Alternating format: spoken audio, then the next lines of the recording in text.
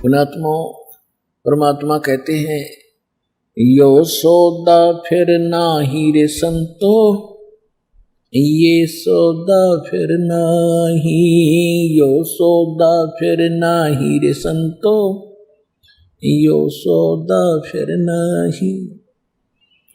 सौदा, बिजनेस, व्यापार। हम जैसे दो व्यक्ति 2-4 लाख रुपए लेकर के किसी दूसरे स्टेट, दूसरे शहर में बिजनेस सौदा करने के लिए गए थे। उन्होंने वहां पर किराए पर होटल में कमरा ले लिया। एक तो उस 4-5 लाख रुपए का सौदा खरीद रहा है, बेच रहा है, खरीद रहा है, बेच रहा है, और उसने उससे दुगने तिगने चौगने बना लिए, दाम इकट्ठे कर लिए।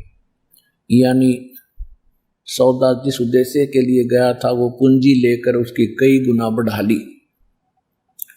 और दूसरा शराब पीता है, सिनेमा देखता है, सैर सपाटे करता है। यानी जिस उद्देश्य से वो पूंजी लेकर गया था उसी से को खर्च रहा है, खा रहा है।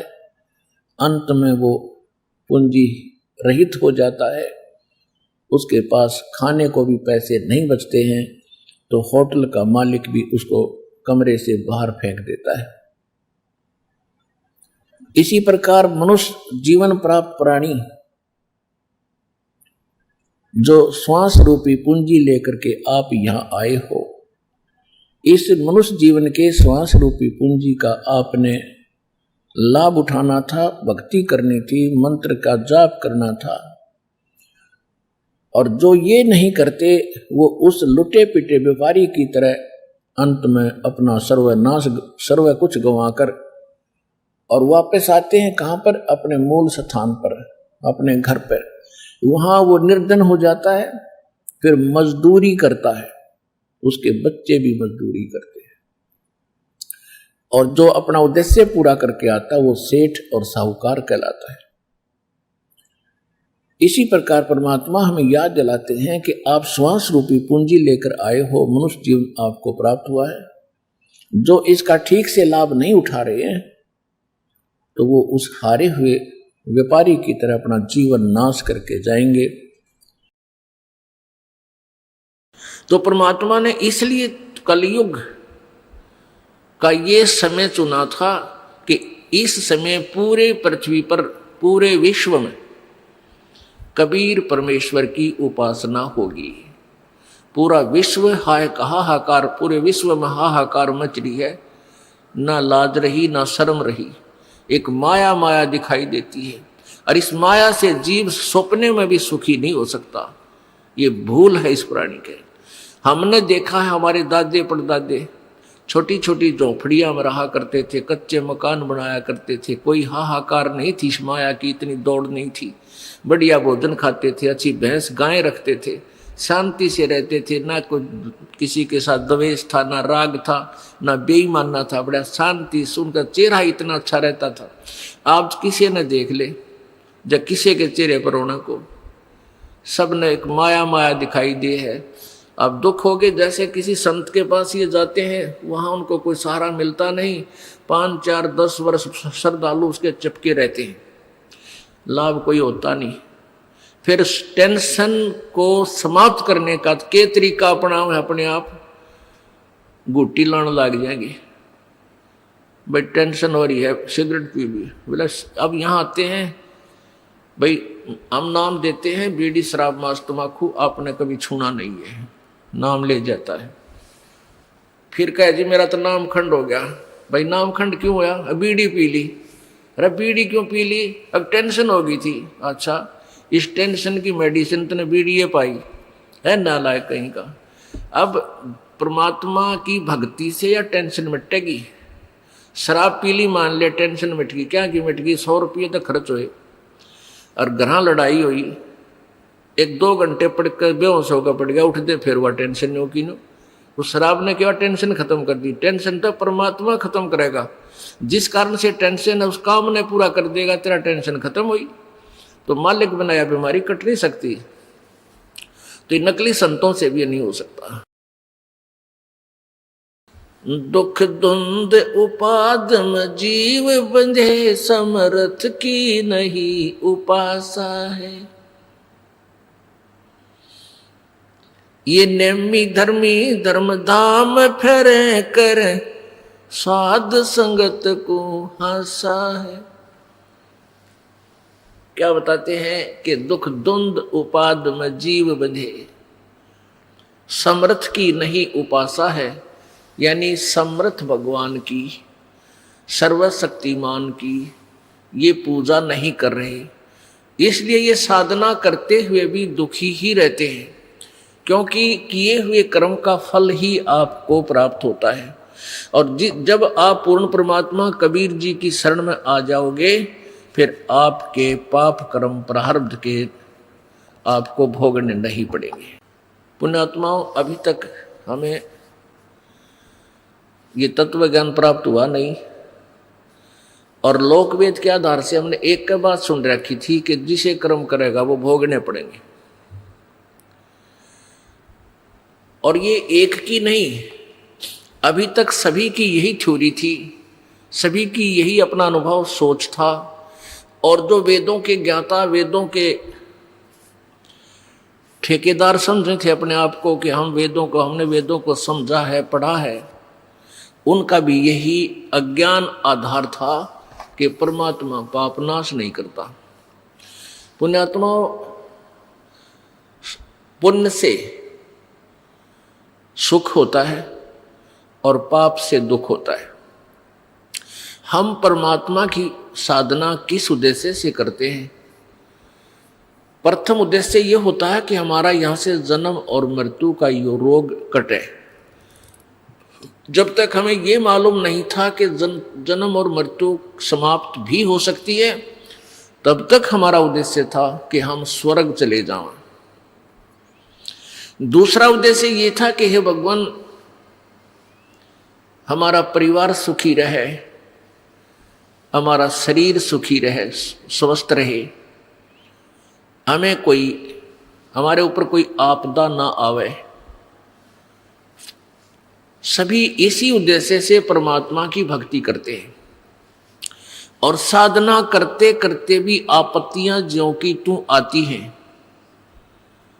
फिर क्या सोचते हैं, क्या आधार लेते हैं कि भाई किया हुआ कर्म तो भोगना ही पड़ेगा,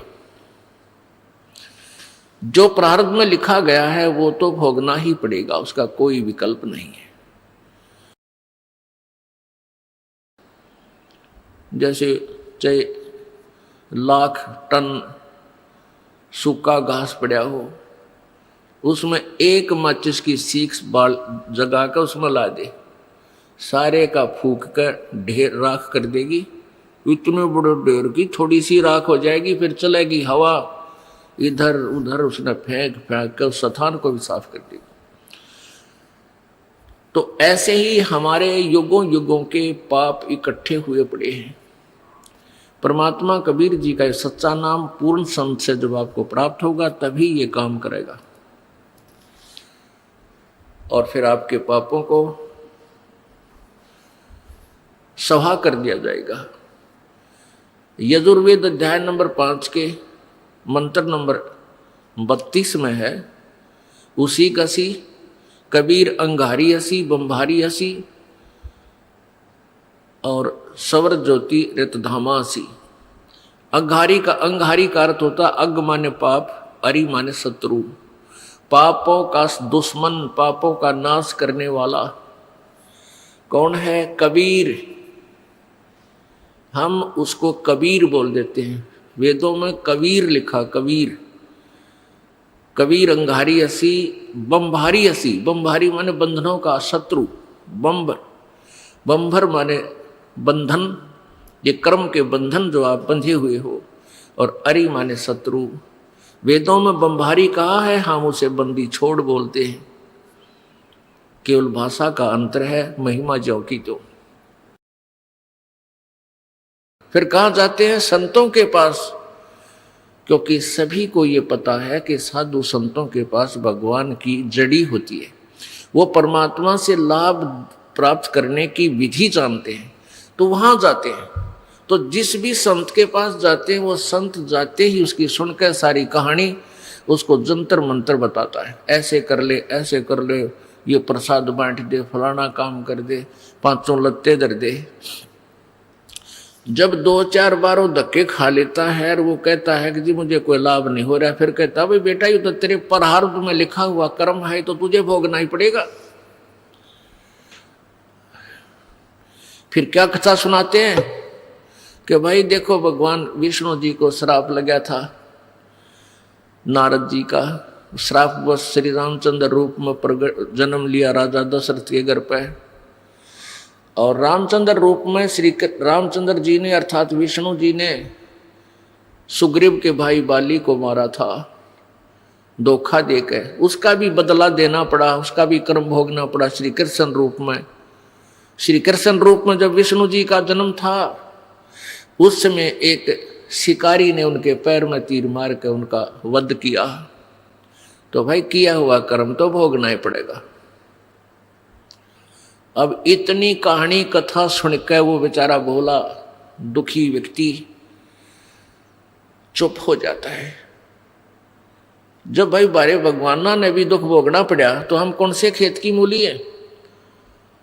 फिर वो गुरु जी कहता है बेटा भक्ति तो करते रहना, आगे कोई दुख ना होगा, आने वाले जीवन में भविष्य में अगले जन्मों में तुझे कष्ट नहीं होगा, ये धर्म पुण्य ये साधना तो करते ही रहना। अब पुण्यात्माओं किसी के पैर में कांटा लगा है और कांटे से पीड़ा हो रही है और वो किसी दूसरे को दिखाता है कि देखना मेरे पैर में दर्द हो रहा है, वो देखता है कि तेरे पैर में कांटा लगा है और वो क्या उत्तर देवे कि कांटा तो निकल नहीं सकता, जूते पहन ले, नंगे पैरों चलने से कांटा लग गया तुझे, आगे फिर तुझे कांटा नहीं चुभेगा, जूते पहन ले। अब पुण्यात्माओं ये समाधान यूजलेस है। कांटा लगे पैर में जूता पहना नहीं जा सकता, कांटा निकले फिर जूता इस दृष्टिकोण से उसको कहा जाए जब फिर निकाल दिया तो तेरा फिर कांटा लगेगा, तो वो डरता पहनेगा, फिर वो कांटा निकलने पर अच्छा है वो जूता स्वभाव भीगा, और फिर इस डर से जूता नहीं निकालेगा कि कहीं ये भगवान फिर वो कांटा ना लग जाए, वह पीड़ा आपत्ति फिर ना आ जाए। तो पुण्यात्मा जो दुखी प्राणी संतों के पास आए हैं जाते हैं इसी उद्देश्य से जाते हैं कि हमारी ये पाप रूपी कर्म का कांटा निकले। और फिर जैसे आप जी आते हो परमात्मा कबीर जी के सच्चे दरबार में, आपके प्रारब्ध के कांटों को पहले निकाला जाएगा, फिर निकाला जाएगा और साथ में आपको राम नाम का जूता दे दिया जाएगा कि भाई ईव इस राम नाम के जूते ने निकालिए मत ना। राम नाम का जूता निकाल कर नंगे पैरा फिर के परमात्मा की शरण में नारा करते ढेर सारे पाप इकट्ठे कर लिए। अब ये सब पाप आपके नष्ट कर दिए जाएंगे। परमेश्वर कबीर जी कहते हैं जब ही सतनाम हृदय धरो भयो पाप को नाश, जैसे चिंगारी अग्नि की भाई पड़े पुराने घास। अब मुझे इतनी खुशी होती है, कैसा निर्मल समाज तैयार हो रहा है। बीड़ी शराब मांस तमाकू उसको देखकर भी राजी नहीं। अब ये पुण्यात्मा दोनों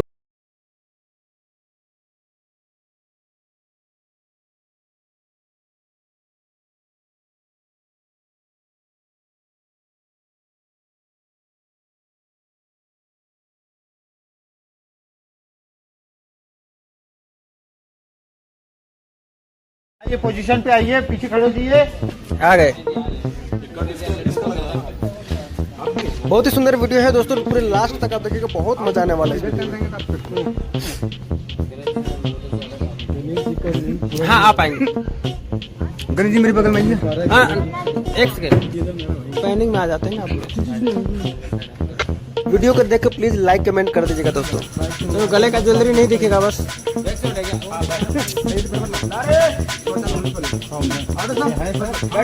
और जो ऊपर खड़े राक्षस लोग नीचे आ जाओ। नीचे आओ। बस रेडी चल पीछे रवि बस और तो पीछे और पीछे और पीछे और पीछे बस बैटरी ला रहा साथ। थोड़ा राइट में हल्का बच रहा है लेफ्ट। कैमरा नीचे दिया है ना दोस्तों कमेंट करके बताना आपको कैसा लगा, और आप चैनल पर नए तो सब्सक्राइब कर लीजिएगा और वीडियो को लाइक।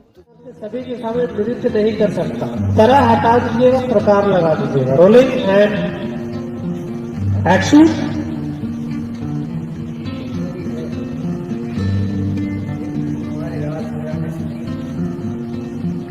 हमारे परिवार की मर्यादा समाप्त करके हमारा कोई भी सदस्य इस प्रकार से सबके सामने नृत्य नहीं कर सकता। लुक नीचे कर लीजिए आपने, रोल एंड एक्शन। लुक आगे कर लीजिए आप। मैम आपकी नजर पड़ी मीरा पे, तो आपको बोला